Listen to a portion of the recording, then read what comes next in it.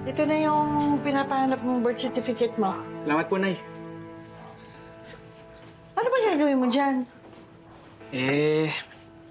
Para po sa school, Nay. Naku!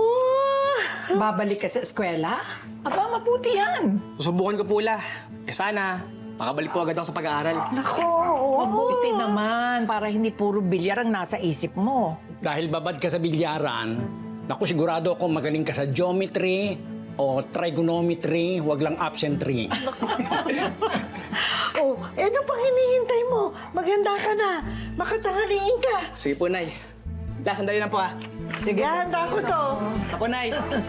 Buti naman. Nakakatuwa Kanina naman. yan si Santino. Oo nga. Ay, oo. Tignan mong ganyan niya. O ano? Tara na. Pumasok na tayo.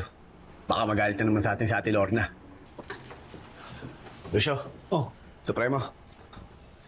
Mauna na kami sa inyo. Papasok na kami sa trabaho eh. Aba, bago to tanggol Hindi na pagnanakaw at pang-i-snatch ang gagawin ninyo. Lucio, naniniwala ka sa mga yan?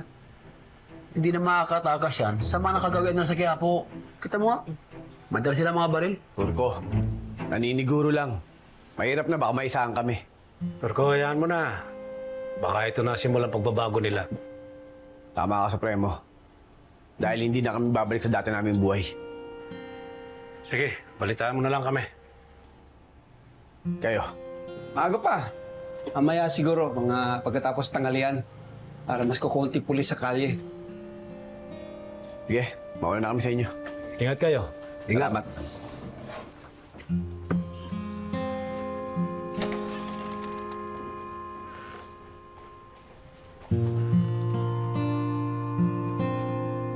Takin ito soft drinks nyo. Yelo. Bakit nagbabayad ka ba? Aligam-gam. Uy, uy. Oh, Santino! Pormadong-pormado, ah. Saan ba lahat natin? Sa school. Gusto ko ulit mag-aaral, eh. Aba, himala ata, Santino. Seryoso ka ba? Oo. Gusto ko kasi may mapatunayan sa buhay, eh. Gusto ko makapagtapos ng pag-aaral para naman maging proud sa akin si nanay at si tatay. Ayos yun ah. Gusto mo, samahan ka namin papuntang school. Kung wala kayong ginagawa, eh. Sige. Tara! Tara. O, paano? Sige na, kayo na. Dito muna kami, ha? Tingnan nyo ah.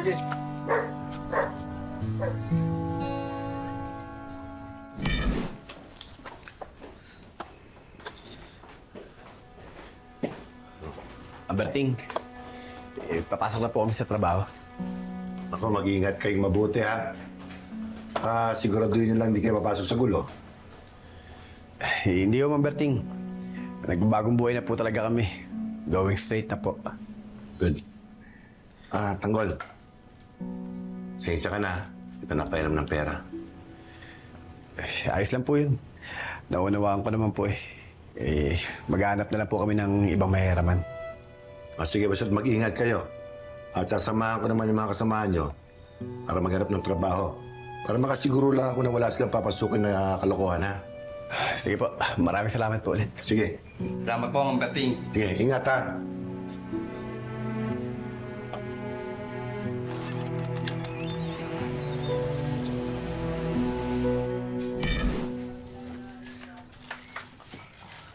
O, sigurado ba kayong dalawa na kaya nyo na sa palengke? Ay, oo naman. Kahapon nga nag-iisa ko eh. Nakaya ko naman. Mag-isa ka dyan. Kasama mo si Beng na julalay mo. Ano dun si Beng? Sinamahan ka? Akala ko dumaan lang. Dumaan lang siya. Kaya lang, nung nakita niya nag-iisa ako, sinamahan na niya ako hanggang nakarating si Noy. O sige. Noy, kayo na lang ni Camille dito, ha? Kayo na bahala sa bahay, ha? O sige, kami na lang magagandang maiiwan sa bahay. Ganon. Tess, ano nga palang gagawin natin sa kaso ni Tanggol? Aba, syempre, hindi natin susukuan. Oo naman, lalo na ngayon. Nalaman mo kay Roda na hindi niya nakita yung mukha ni Tanggol nung sinaksak siya. Alam mo, ang isip ko nga, Ning, ano kaya kung ngayon pa lang maghanap-hanap na tayo ng abogado, para di ba kung ano't ano man ang mangyari, alam na natin ang gagawin natin, may panglaban na tayo. Abogado. Abay, maganda kayo ng malaki-laking pera dyan, ano? Bawat oras ng abogado binabayaran. Tapos hindi pa sigurado na masasalbay ang anak mo. Eh, di na wala na. Lumipad ng pera mo. O napunta sa wala, makukulong pa anak mo. Hindi. Di ba meron naman yung mga tumutulong? Yung libre? Di ba? Anong solusyon mo? Ay, mabigat ito. Oh, ako na yan. Ito na.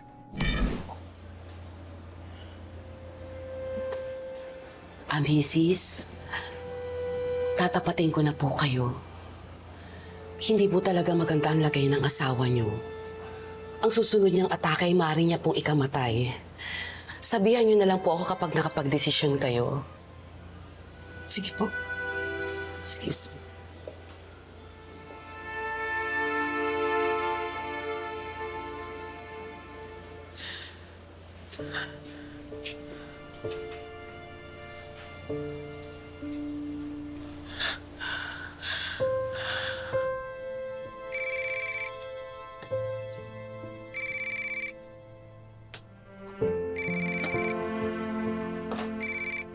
Hello, Nay? Mukhang Bakit po? May balita ba kay tatay?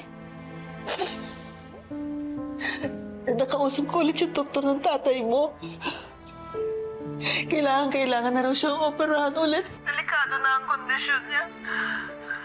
Baka sa susunod siyang atakihin. Baka huli na yun.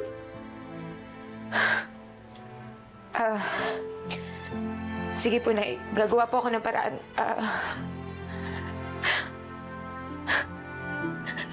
May makukuha na po ako ng pera. Saan ka kukuha ng pera? Basta, Nay. Ako na pong bahala. Huwag niyo na pong isipin. Basta ngayon, bantayan niyo na lang po si tatay. Babalik po ako dyan maya-maya.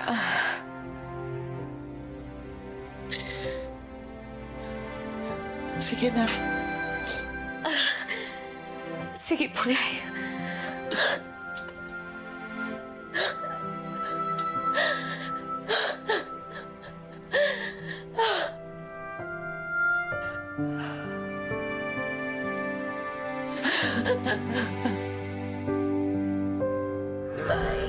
Mahal ka namin na.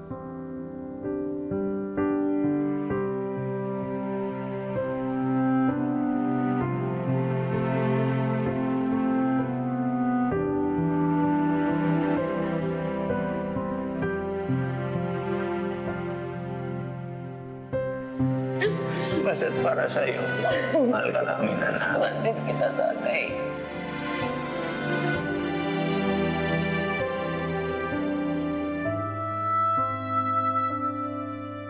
Tay, maraming salamat talaga, ha? Lahat gagawin namin ng nanay mo at ng kuya mo para mapaligaya namin ang aming prinsesa.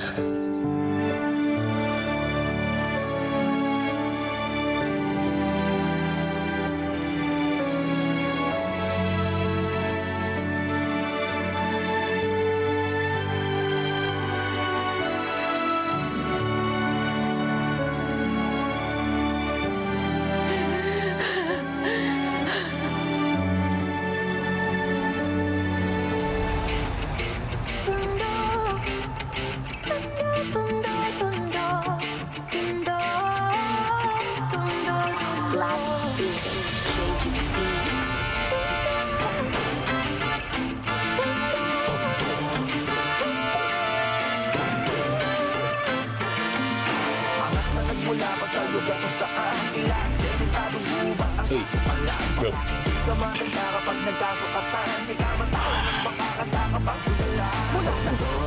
Goods. Sali kayo. Hindi na. Mga lalakarin pa kami. Sa mabuting tao sa mundo, di ko bilang ang batang pundo. Tinidurit ang mga sanggano, mawala kaming sinasanto. Umay na sa buhay na ganito, sawa na magdildil ng asin. Kaya napilitan, nilapitan at kinitita ng patalim. Oh, hello. Salam mo. Hoy, Edwin. Kailan ka ba nakalaya? Kanina lang. Pinyasahan ako ni Shota ako eh. Malit lang naman yun nakakuha sa akin eh. Siguro ka ba ngayon? Nako, laylo muna ako dyan. Masyado pa ako mainit eh. Pero, may tropa ako. Gustong umiskor. Baka meron kayo dyan. Gaano ba kukunin mo? Siguro mga 20 mil o gagawin ko ng 30 para makakuha lang.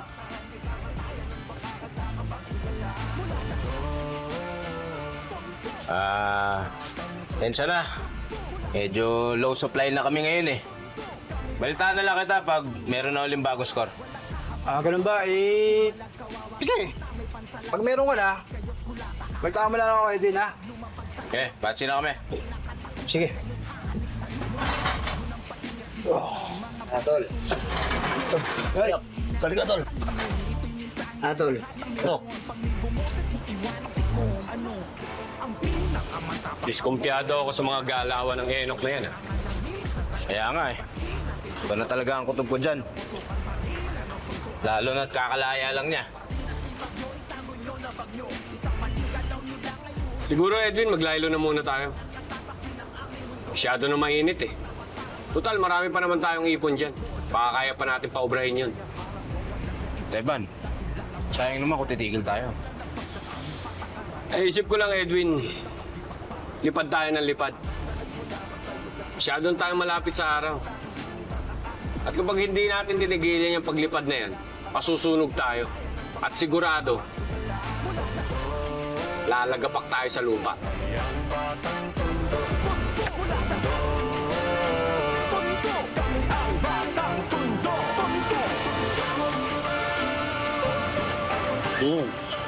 Oh, kain o.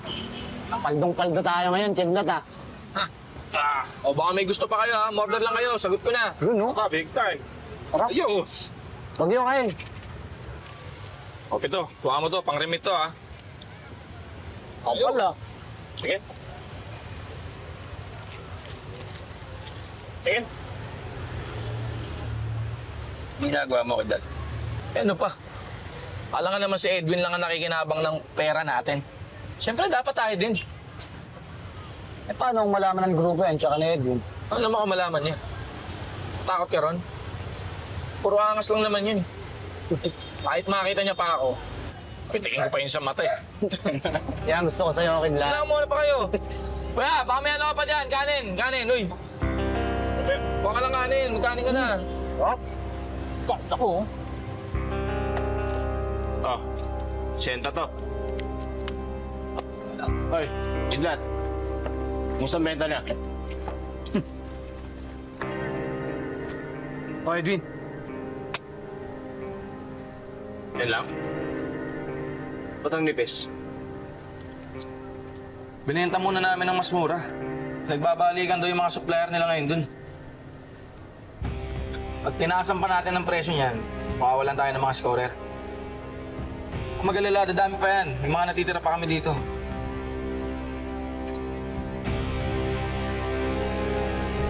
Sige.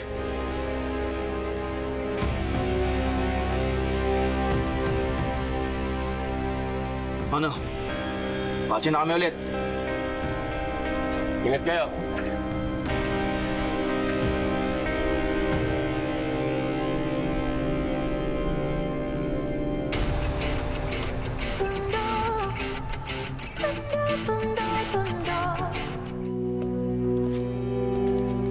Sir.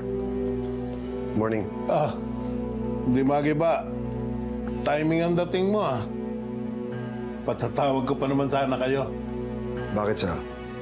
I-assign ko kayo sa mobile patrol ni Mendoza para sa paligid ng Quiapo. Kasi nakatanggap ako ng tip. Patuloy pa raw ang pagtutulak ng droga sa kalsada. Parang gusto niya atang ilayo ako dito sa presinto, sir. Anong ibig mong sabihin? Tinignan ko yung briefcase kagabi, sir. Wala nang laman. Bakit ka pumasok doon? Hindi ka dapat pumapasok doon. Alam mo yon. Pasensya na kayo, sir. Gusto ko lang makasiguro. Sir, dinala ko dito sa presinto ang briefcase. Dahil alam ko mapapangalagaan dito yon. Pero ngayon, hindi ko na talaga alam, sir, kung nasaan ang droga. Hindi ko gusto ang tono ng pananalita. Hindi niyo rin ako masisisi, sir, kung may pagdududa ako. Pinagbibintangan mo ako? Timagi ba? Na kay General Pacheco na ang droga. Natural. Nasa itaas. Pati ang ebidensya. Ngayon, kung may reklamo ka, idaan mo sa tamang proseso. Pati si General Pacheco. Reklamo mo! Pero pinaalala ko lang sa'yo. Yang droga na yan at ang utos ni General Pacheco ang siyang naging dahilan kung bakit ka nabalik ng maaga dito sa opisina. Baka yan din ang maging dahilan para masuspindi ka ulit. Hindi ka investigador, di ba? Alam mo yun. Sige, kausapin mo sa Mendoza. At sabihin ang utos ko, Patrolman Di Magiba.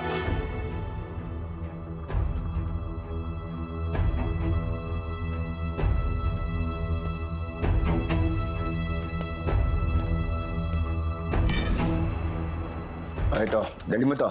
Yes, sir.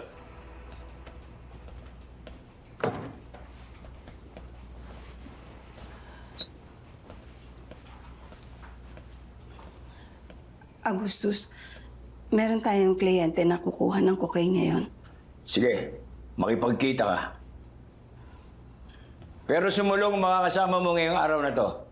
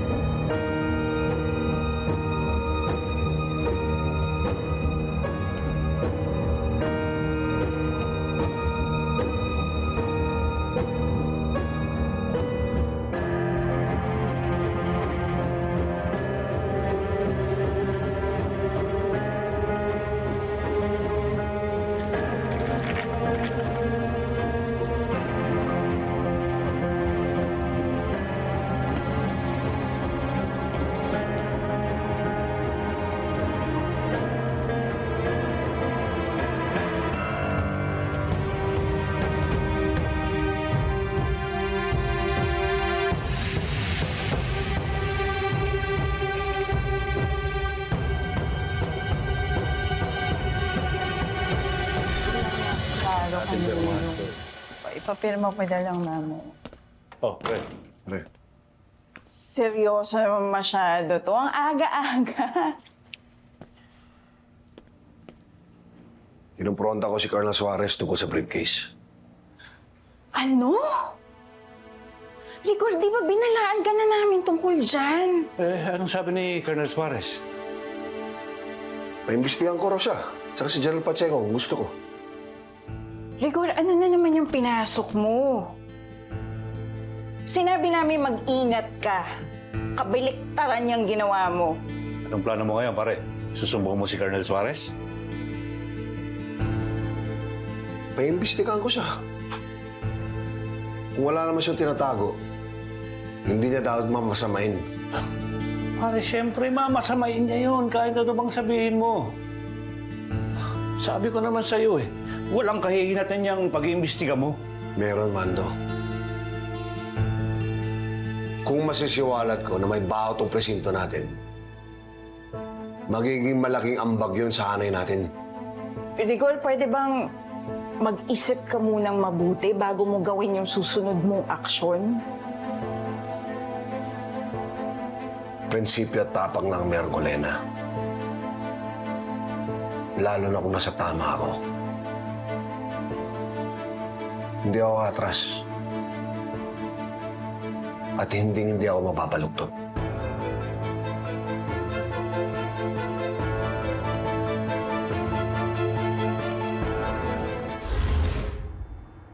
Kinakabahan ako sa magiging resulta ng test na yan. Malaki naman ang tiwala natin sa Dr. Sanchez na yan. Matagal na natin siyang doktor, hindi ba?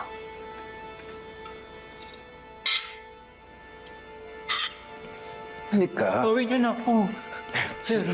Pasok. Sir, pawin niyo po ako. Bunto ka. Ginagawa niyan dito. Pinatawag ko yan. Ang makasabay natin sa pagkain.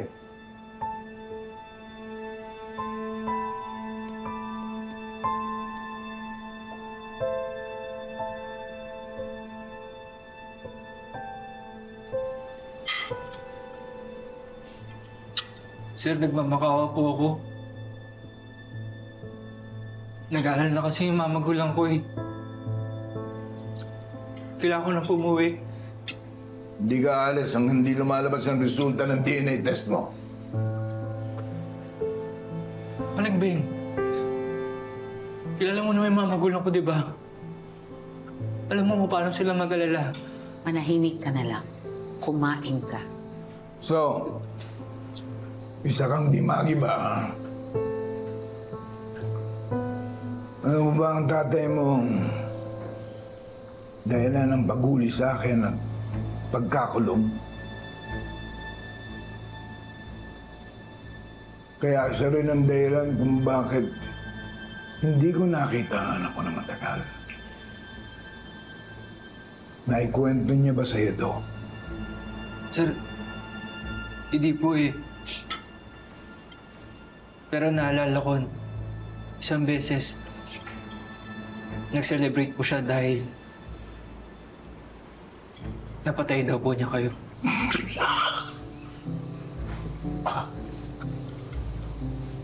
Malapit ka ba dyan kay Rigor Dimagi ba?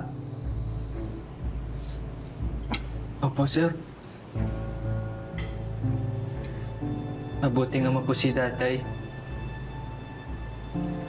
Kahit kailan nga po, di niya ako napagbuhatan ng kamay Lagi po niyang sinasabi sa akin na proud po siya sa akin. Kasi gusto niya po akong maging pulis. Katulad niya. Kung totoo nga po na di ko siya tunay na tatay. Masakit po para sa akin yan. Pero kasi hindi ko po pwedeng mabaliwala lahat ng sinakripisyo niya sa akin Hindi ko po alam kung alam niya yung totoo tungkol sa pagkatao ko.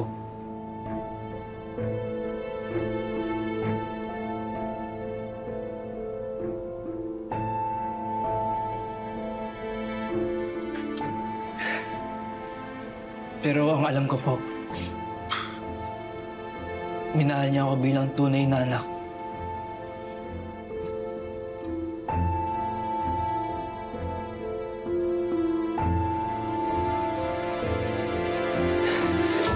Kaya nagmamakaawa po ako, sir. Balik niyo na po ako sa tatay ko.